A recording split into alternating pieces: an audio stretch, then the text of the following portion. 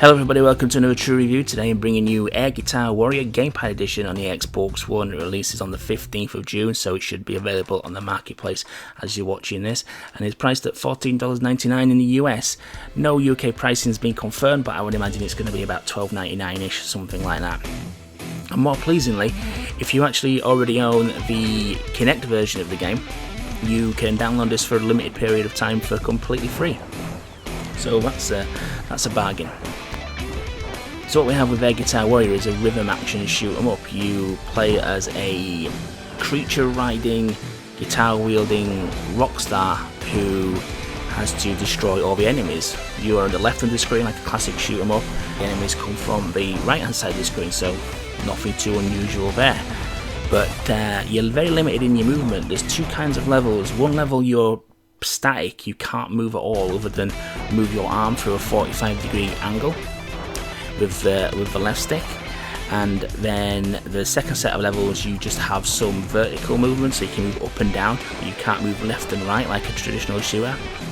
Now how you dispatch the enemies is you have 4 different main types of ammunition, and these come in the form of playing your tunes, and it's a simple case of tapping X very fast will do like a weak rapid fire attack, and tapping it slower, more rhythmically, will do a heavier attack.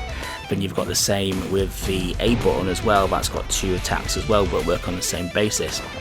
You do also then have a super attack, which you unlock once you progress through the game a little bit, where you press both triggers down and it basically launches a fast volley of attacks there, and basically get out of jail card when things are going a bit south.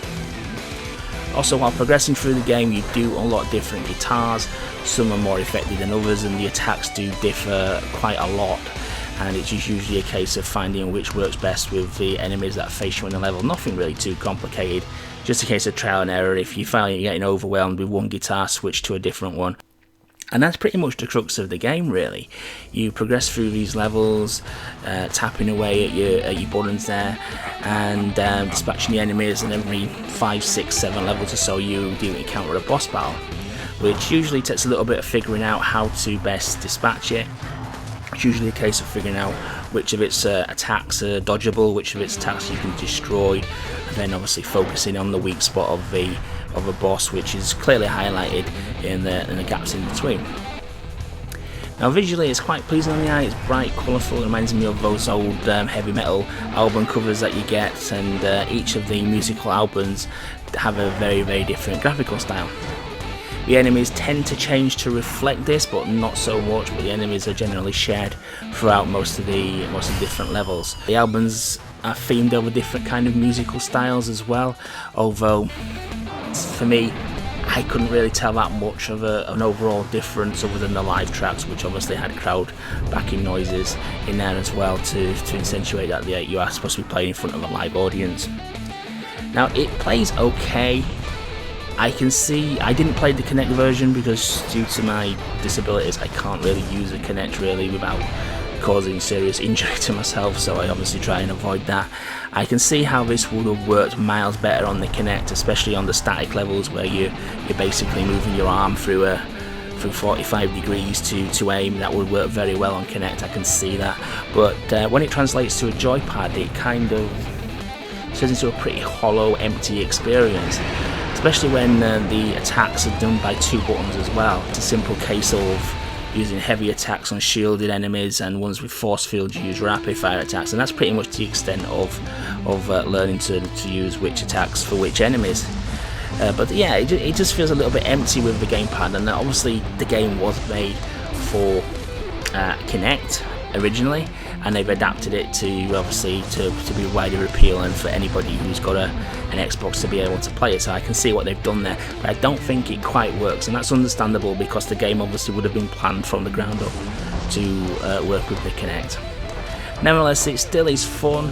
I would say due to the price, it's a little bit overpriced for what it is, because you do literally rattle through the content, because there's not much of a challenge here in about 2, maybe 3 hours tops. I'm going to say it's a go back and play again, because there's nothing else to unlock really. You've really unlocked it all through progression of the game. So I'm going to give Air Guitar Warrior Gamepad Edition a 2 out of 5.